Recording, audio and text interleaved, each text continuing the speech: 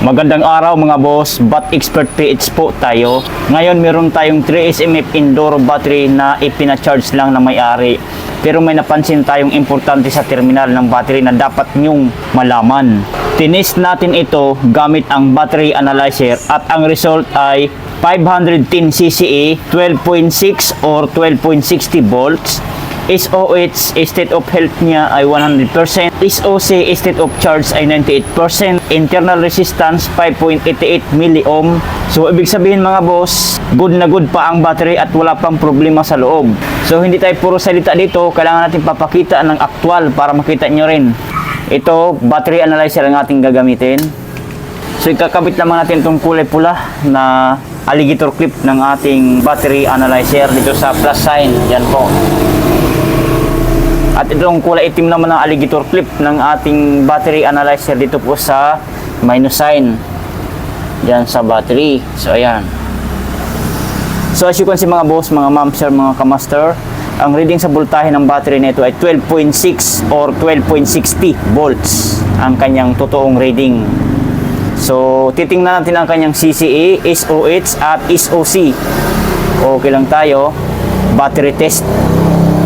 Regular flooded CCA. So, nakaset up din siya sa 300 ampere kasi po ang capacity sa battery nating tinitest ngayon, ang pinaka CCE nito ay nasa 600 po mahigit. So, sapat na po ito. So, itest na natin. So, titigan na mabuti, huwag kukurap. Boom! Pansin natin mga boss, mga ma'am, sir, mga kamaster. So, good battery, 605 CCE. So, sumubra pa. 605 CCE pa siya, 12.6 o 12.60 volts. SOH, state of health, 100%. SOC, state of charge, 98%. Ang R resistance, ibig sabihin 4.96 milliohm. So, good battery. So, green na green ang light indicator ng ating battery analyzer. So, nagpapahiwatig na goods pa itong battery na ito. Ayan. So, tanggalin na natin yan. Next natin gagawin. So, titingnan nyo. Ayan, kung mapapansin natin, may konting kalawang siya dito sa minus sign na ibig sabihin, negative polarity ito ng battery. May konting kalawang siya sa paikot, sa paligid. So, kapag ganito, wag po natin hayaan na lumala yan. Kailangan linisin po natin yan. Yan o. Tapos dito naman sa plus sign, ayan po ang plus sign.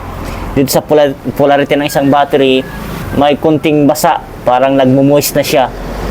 At medyo marumi ang battery na to. Ayan o. Hindi nalinisan. Marumi ang kanyang ibabaw. Ayan. Sayang, medyo bago-bago pa itong battery na to. Linis lang ang kulang nito. Wala pang santang gamit sa may-ari to. Ayan. So, kita nyo naman po, may kalawang siya. Normal, so ibig sabihin po, normal. Normal lang yan at madaling solusyonan sa pamamagitan ng tamang paglilinis lamang yan. So, ganoon din doon sa kanyang plus terminal, meron tayong napapansin. Katulad ng sinabi ko kanina, parang namamasa o may dumadaloy na sa ibabaw. Hindi pa ito sira ha, pero babala na ito na may acid vapor o residue.